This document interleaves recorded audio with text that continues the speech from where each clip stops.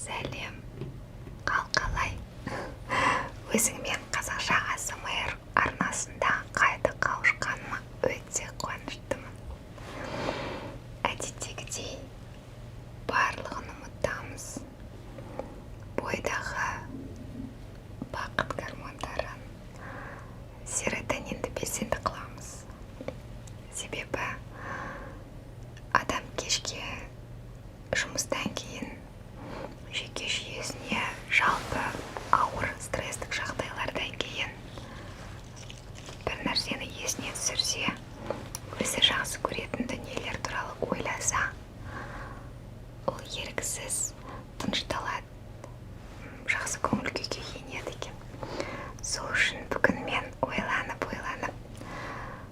біздің қазақ қоғамының 90% жатқа білетін ертегіні АСМР-де айтып берейін деп шештім. Ол қандай ертегі деп ойлайсың? Мына кейіпкерге қарап түсінген шығарсың. Бұл әрине жанды мысық болса осы кезде дейтін еді, мияулайтын еді. Бірақ бұл жай мысық кейіпкер болып отыра берсін. Ертегі мақта қыз бен мысық деп аталады. Сонымен есіңде болса, мақта қыз үй жинап жүріп, бір мүйіз тауып алады. Осындай кәдімгі мүйіз.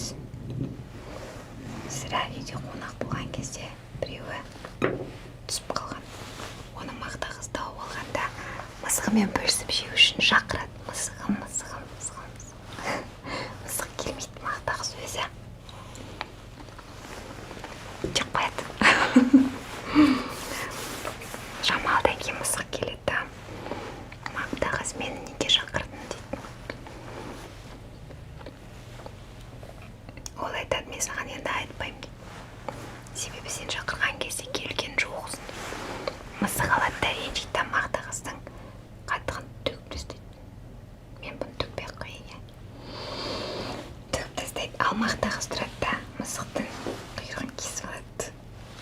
Бұны Гринпис естімесін. Сөйтіп құйрығын кесіп алған мысық айтады, маған қайтарып берші дейді. Сен оны қайтарып беру үшін маған қайтадан қатығымды қайтар дейді. Мысық бос кесеге қатық толтыру үшін жолға шығады. Сөйтіп сиырға барады. Сиырдан қатық сұрайды. Ал ол қарным ашып тұр, маған жапырақ әкеп бер дейді. Сөйтіп осындай бір жапырақты жуып алады мысықтың. Күші жоқ, ол таудан жапырақ сұрайды. Айтыңызшы, қашан соңғы рет осы көшеде жайқалып тұрған, жапырағы жайқалып тұрған талдың сыбдырын тыңдадыңыз? Есіңізде жоқ, иә? Оны тыңдаған жақсы. Себебі табиғат ана сыйлайтын бүкіл дыбысты тыңдаған жақсы.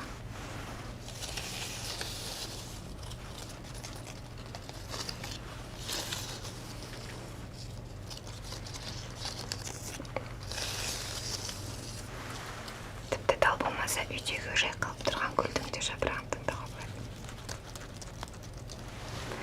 Сонымен жапырақ сұрайды.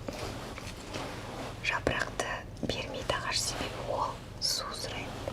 Кәдімгі су, себебі ағашқа су құятын қол керек. Сөйтіп мысық су іздейді. Су алып бара жатқан қыздардан, қыздар, маған су беріңдерші дейді. Ал қыздар суды бермейді. Себебі оларға құрт керек. Мынандай құрт. Өйткені оларға құрт алатын ақшалары жоқ. Сосын дүкенге барып, дүкенші маған құрт берші дейді. Ал дүкенші айтады, маған жұмыртқа бер дейді.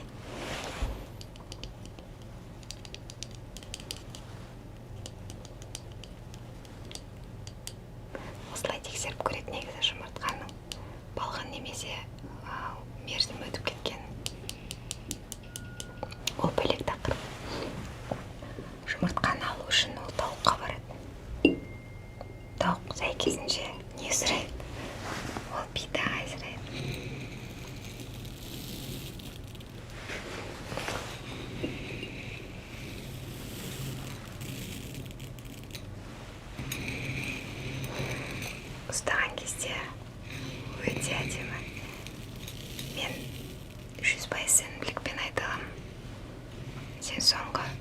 оның ішінде бидай көрген жоқсың. Ұстамақты. Ол пайдалы. Баяғы заманда әжелер кәдімгі жерменге осылай бидайды сеуіп отырып ұн жасаған. Балалар соны қарап отыратын болған. Бірақ әңгіме ол жайында емес, иә. Тауық айтады, бидай немесе сөк әкелдір дейді. Сөйтіп мысық оны кімнен сұрайтынын білмейді. Келе жатқан кезде тышқанды көріп қалады. Тышқан жүгіріп бара жатады. Тез ұстап алады да жаныңның барында маған тез бидай немесе сөк тауып бер дейді. Тышқан қорыққаннан барып оған сөкті де бидайды да береді. Ол бидайды апарып тауыққа береді. Бір уыс бидайды жеп алған тауық дереу жұмыртқа береді. Жұмыртқаны алып дүкеншіге береді. Ал дүкенші осындай құрт береді. Құртты алып қыздарға береді. Қыздар бір шелек суды талға құяды.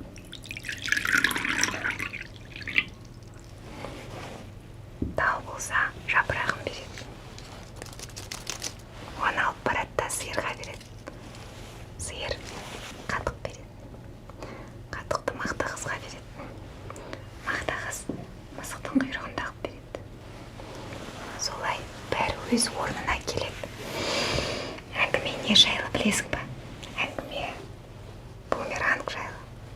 Бұл өмірде барлығы бумеранг заңдылығына сәйкес деген мораль жайлы. Менің ойымша біздер кейде жақсылық жасай отырып, оның дереу қайтқанын қалаймыз. Немесе біздің жасаған жақсылығымызға жауап бермеген адамдарға ренжіп жатамыз. Бірақ олай жасауға болмайды ғой.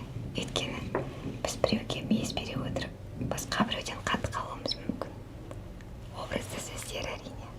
Немесе біреудің жапырағы жоқ, оған су бере отырып, біреуден жапырақ алып оған қайтарып беруіміз мүмкін. Міне, сондықтан мүмкіндігінше күндіз жұмыс кезінде, қарбалас тіршілік кезінде ешкімге ренжімеу үшін, ешкімнен көңіліңіз қалмау үшін мүмкіндігінше жақсылық жасап, оның қайтарымын күтпеңіз. Немесе керісінше мүмкіндігінше көбірек жақсылық жасауға тырысыңыз.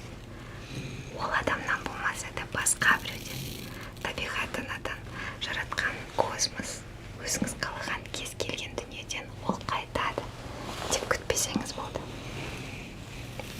Дыбысы жақсы, иә. Күтпеген кезде келген кез келген сыйлық ол тосын сый болады. Ал тосын сый мен білем, ол барлық адамға ұнайды. Солай емес па? Біздің АСМР-дің саған беретін моральдық, танымдық тұсы көп деп ойлаймын. Үміттенемін. Егер өзіңнің айтатын ұсыныстарың болса, міндетті түрде пікірлердің арасына қалдырып қойсаң болады. Мен қуана-қуана әрқайсысын ерекше ықыласпен оқимын. Және келесі АСМР-ді түсіретін кезде оларды ескеретін боламын. Ал әзірге мүмкіндігінше жақсы ниетпен, позитивті көңілмен ертеңге жоспар құрайық. Жақсылық туралы ойласаң, ол көбейе түседі дейді. Солай лайк басамыз, пікір қалдырамыз және